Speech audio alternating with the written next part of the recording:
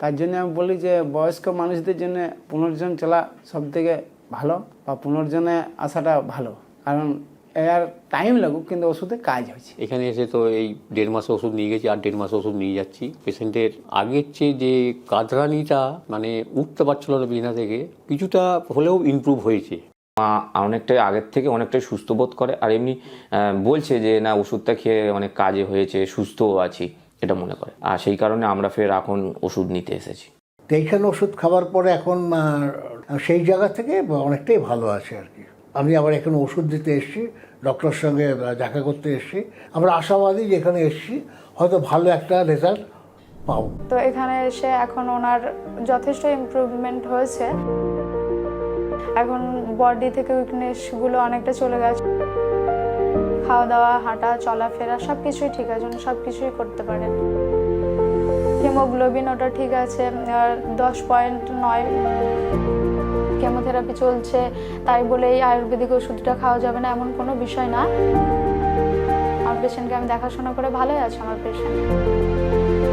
আমার নাম মাসু খাতুন, আমি এসছি মায়াপুর থেকে, নদিয়া ডিস্ট্রিক্ট। আমার বাবা ব্লাড ক্যান্সারের পেশেন্ট, ওনার নাম মানিক শেখ, বয়স 50। তো ওনার ব্লাড ক্যান্সার ধরা পড়েছিল আজ থেকে 2 বছর আগে। ওনার মানে শরীর ঠিকই ছিল, বাট খুব উইক লাগছিল।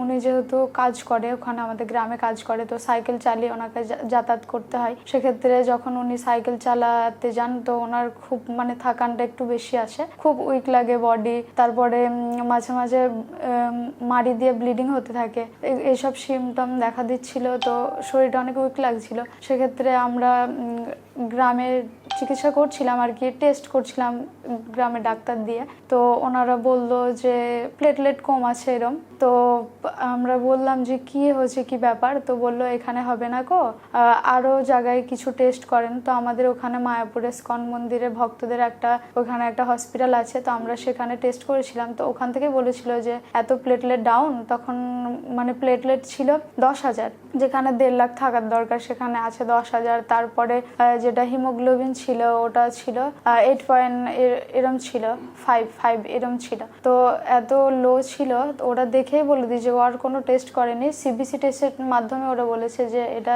শিওর ব্লাড ক্যান্সার এরম। তো তারপরে আমরা কলকাতায় এসেছিলাম, ওটা কলকাতায় একটা সেন্টার আছে, ওখানে গেছিলাম আমরা। তো ওখানে বললো যে বোন ম্যারো টেস্ট করতে হবে, ওটার জন্য 1.5 থেকে 2 লাখ টাকা মিনিমাম খরচা হবে, তারপরে 1 সপ্তাহ অ্যাডমিট রাখবে ওখানে। তো এরম বলে, কিন্তু আমাদের তো অত হ্যাসিয়াত ছিল না সেই সময় যে অত টাকা দিয়ে ওখানে ট্রিটমেন্টটা চালু করা হয়। তো পাশের গ্রামে আরেকজন এরম পেশেন্ট ছিল, তো ওনারা বললো যে এরম মুম্বাইয়ের। তো আমরা ওখানেও গিয়েছিলাম। এখন আপাতত ঠিক থাকলেও প্লেটলেটটা ওনার ডাউন সব সময়। পরে আমি ফেসবুকের একটা অ্যাড দেখে এখানে আসি, পুনর্জন আয়ুর্বেদা এখানে।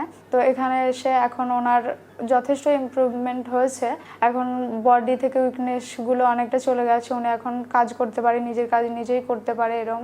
এখন আপাতত ভালো আছে। ওনার খাওয়াটা ঠিক আছে, একদম খাওয়া দাওয়া, হাঁটা, চলাফেরা সব কিছুই ঠিক আছে, উনি সব কিছুই করতে পারেন।